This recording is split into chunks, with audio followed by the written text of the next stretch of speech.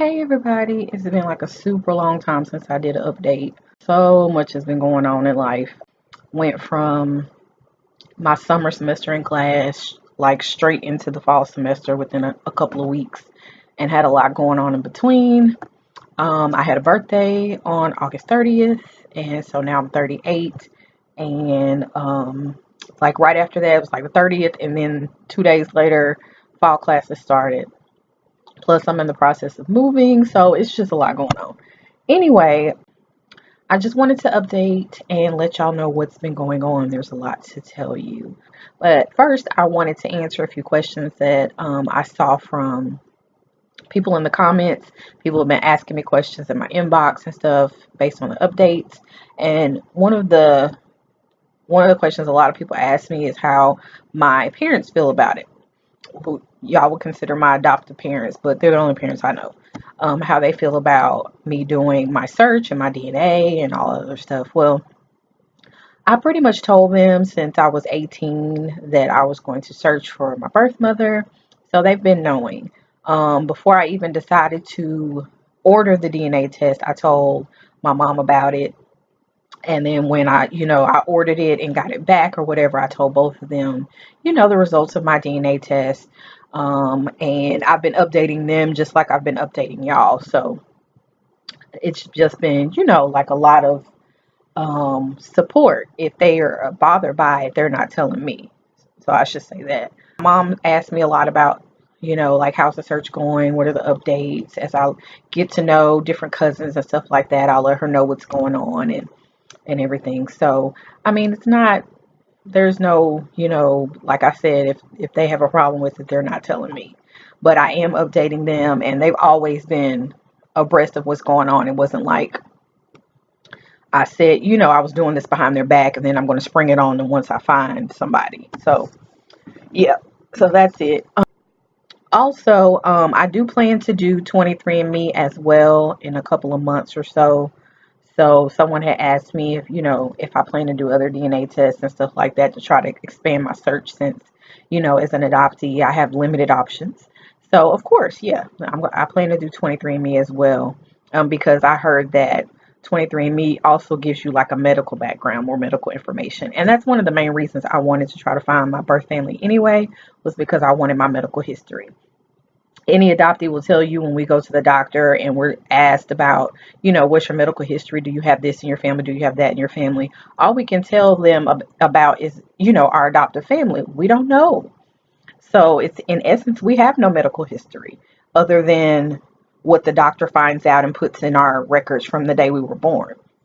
But as far as genetically what they should be looking for, like cancer or what runs in our family, like high blood pressure, diabetes, we can't say.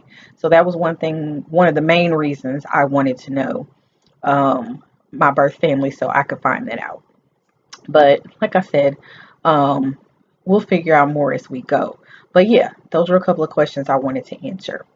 Also, I think like a week or so before my birthday, I had requested, maybe 2 weeks, I had requested from Volunteers of America for my non-ID report again because it was in Louisiana, and I didn't want to wait to have the information because I thought it would be crucial to trying to get some answers as far as who is what to me in the Nash family. So I requested it. Apparently, the last time I requested it was maybe 3 or 4 years ago. And a lot of the stuff on there, I didn't even remember. I don't remember having that much information. So I wanted to share some of the information with y'all so you'll know. If you are adoptee and have never requested your non-ID report, do it. I also have been told by adoptees that you can request your birth record, not your certificate, but your birth record. And sometimes people have found the real names of their birth parents on the birth record. So I plan to do that when I go back to Louisiana. But I just wanted to share with you some of the stuff I found out on the actual non-ID report, which helped me. And then I shared it with my anonymous cousin and Miss Dixon, and I'll give you the update on what happened with that. So, all right. So here's the non-ID report. You get it from your It comes in like, it's like a little essay. Comes on the letterhead from your agency that handles your adoption. And like I said, Volunteers of Miracle is my agency. And if I know some of the agencies do have like reconnection forums or something on their website. I've been on VOA's website. They have birth parents reaching out to birth children and vice versa. So if you know where your adoption was done through, if you know the agency, try finding their site online, and they may have adoption forms. Also, the state registry and then the national registry. And people have asked me about that too. The problem with the registries is, as is with anything with a closed adoption, is that in order for them to contact you, your birth parent has to be looking for you. So my birth mother has to be looking for me in order for them to say, hey, she's looking for you. So here's her information and how to get in contact with her. So you could be on the registry forever. But if they're not looking for you, and chances are, I know a lot of people, especially if they're older than me. I'm only 38. But I mean, if they're older than me, their parents are probably deceased. And they won't know. Of course, they're not looking for you if they're gone. So, I mean, things seem to change. So this will be much easier for adoptees. It's just crazy. So, yeah, just your agency on their website, they may have some kind of reconnection form or reconnection tool. So contact them, get your non-ID report, get on whatever list they tell you to get on. It's better to be on it and wait for, forever, however long, than to not be on it. And every now and then I'll go and check, like every other year or so, I will go and check and make sure that, I didn't miss anything. Maybe she missed mine or I missed hers or whatever. So anyway, so my non-ID report starts off with telling me, the day and time I was born, where I was born, how I was born, like by vaginal delivery. So I popped out. It tells me that my birth mother entered the agency maternity home. Remember I told you about the pregnancy home in June of the year I was born. So a couple of months, 2.5 months or so, she was in there. It says she was already parenting a little boy born in 1977, and she knew she didn't have the resources to provide for another child. So like I said, I have a half brother out there somewhere who's like a year older than me, or less than a year older than me. And the father of his son was killed in a car accident. I said that before, not long after his birth. So probably year 1977. She was 18 years old at the time, and my parents had always said 17. So I always said 17 or 18 because she may have been 17 when she decided to place up for adoption, but then later turned 18. So say 17 or 18. And she was ready to enter her senior year of high school. She had fallen behind when she had her son. So she was a good student and planned to complete high school. She wanted to become a secretary in a business office, and I remember that part. She is described as somewhat shy and timid, soft-spoken, well-dressed, and very cooperative. Like, that's just so weird, things they put in here, cooperative. She was 5'3", 110 to 115 pounds, medium brown complexion, stylish black hair, and brown eyes. And so I'm short. I'm definitely not that small. And, I mean, I was skinny at 17 or 18, so that may be it. Medium brown complexion and brown eyes. I have dark brown eyes. She was in good health with no major surgery or physical disabilities. She did suffer from seasonal allergies. Thanks, Mom. Because my allergies are off the chain. Do you hear me? Seasonal, year-round, whatever. Just, at least I know I got one thing from her directly. Family attended the Baptist church. I was still raised in the Baptist church, so.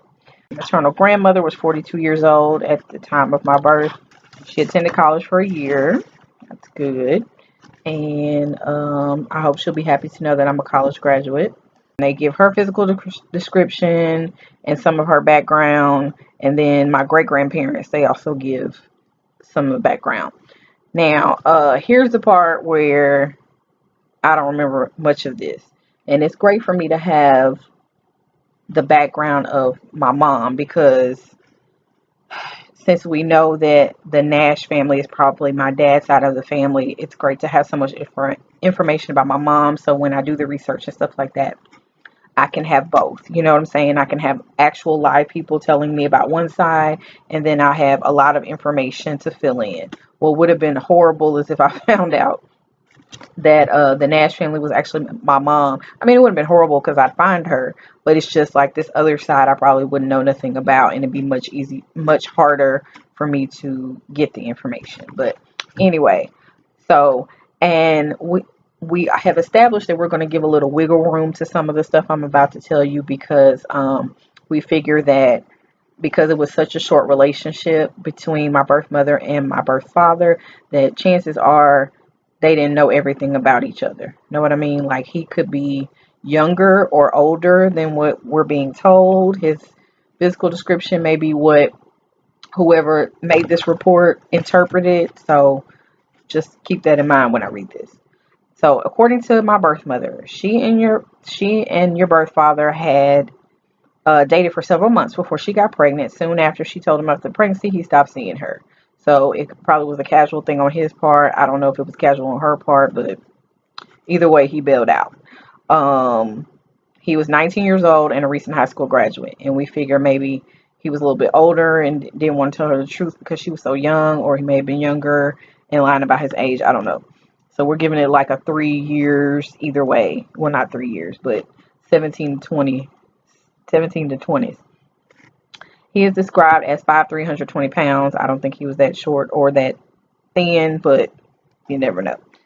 No information about his interests, siblings, or his extended family. So that's where it ends with him. And then it gives me suggestions for the registry. So, like I said, um, find out about the registries. Find out about the registries. So anyway, if you're an adoptee, make sure you get your 9ID report. I mean, it's just crucial to have. Even if you only have like a little snippet of information, it's more than you probably had before you got it. So contact your agency, get that report. And they also usually have forums online where you can post to see if possibly, you know, that your birth parent might have a post on there, or a birth family member might have a post on there, and you could put your post on there just in case they come find you, because usually that the first place they go to, or the first place the search starts, is the agency. um and go to your state, go to the national registry. It sucks that for most of these things they can only contact you if they will only, well, the resource will only contact you if there's a match. But I mean, it's better to have than nothing. Anyway, so when I got the report, I sent it to Janet, and my anonymous cousin sent the entire page to them, the document and stuff like that. So they started talking to each other and spinning their wheels about who might possibly be the birth father, because now that we know that he was younger, the whole, you know, old man, an extremely younger woman thing was out the window. So they were around the same age, within 2 years or so, we believe. So they had narrowed it down to two or three people who were their first cousins and Joe Nash's nephews. And there was one match that they were just gung ho, we think it's him. So my anonymous cousin decided to contact him because she has contact information. And it took him a while, but he finally got back, and he said, unfortunately, that he was not the father because he was stationed with the military in 1978. He was in Germany. He said he went in 1976. And I know from having dated military people and having military people in my family that usually when you go overseas, it's for like 3 or 4 years at a time. And maybe he had some leave. I doubt he had leave for months. But I mean, there's always reasonable doubt, I guess, but there's always, that little, I don't know, but I don't think he's lying. So, maybe if y'all are in the military or have military family members, y'all can tell me how that works. Back in the 70s, he was in Germany. That's what he says. Now, we have confirmed he was in the military, and we could probably get the information, but I doubt that he will probably give us DNA, but we shall see. When I have the money, I'm going to try to see if somebody will get tested. So that eliminated him. Now there were two others that she thought maybe, but the ages were really, really off. One was too young. He would have been like 12 then, 12 or 13. I doubt that it's him. And I think the other one was too old.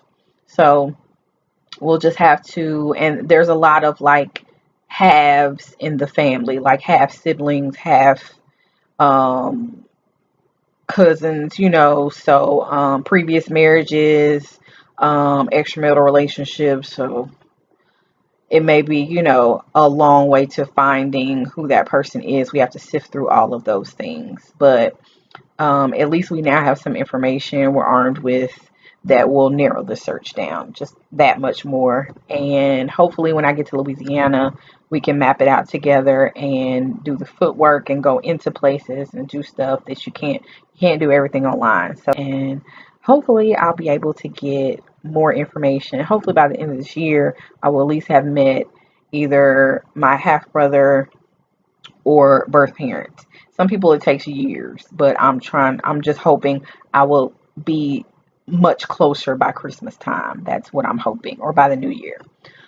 So that's it for now. I think after finding out that it wasn't him, it was just sort of like, ugh, like we thought we had it and now we don't. And then life got busy. I did contact a bunch of people on Ancestry that were third, fourth, fifth, sixth cousin matches. Only one contacted me back, and I still have to follow up with her. And I met some more people from the Facebook groups and stuff like that. But it's a lot of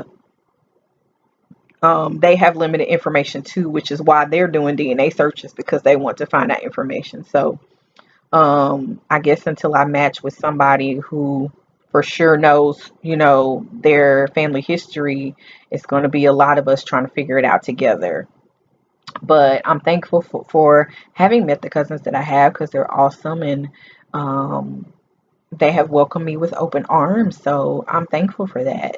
And hopefully, like I said, when I get to Louisiana, one's in Texas and the other's in central Louisiana, I'll be able to make it happen and get even more answers. And when I start, doing the actual footwork and hopefully meet with one or both of the cousins while I'm there, I will definitely update you more. So, yeah, sorry for the break in communication, but just keep me in your prayers and thoughts. And if you have any questions or comments or whatever, just drop them in the comments if you want to message me, and all of that. So thank y'all for all the kind words and support. And if you're an adoptee, it's really, really hard. Um, Hopefully things will change to where we can get information without having to go through all of this. Hopefully, our stories will help the next generation of adoptees because I don't think closed adoption is ever going to go away, but at least adoptees will have more rights in the future. And we won't have to spend our adulthoods chasing shadows and just going on a wild goose chase, you know what I'm saying? So, but for all those who have found their birth parents, I think it's awesome. Hopefully, I can join the ranks in the future. For those who, have met with dead ends and devastation, I hope that it gets better. And even if you didn't get the answers you'd hope for, at least you got some answers. And like I said, hopefully our stories will help. I hope my story, that's why I'm telling it, will help other adoptees and other people who are searching through DNA and whatever means they have. Anyway, so just stay, like I said, keep me in your prayers and your thoughts. Send positive vibes my way. And to all those on the same kind of journey, good luck to you. And hopefully, we'll all be sharing good news soon. So, that's it for now. Like I said, if you have any questions, I can do a Q&A video later. Drop them in the comments. And don't forget to subscribe if you haven't already. All right. Bye.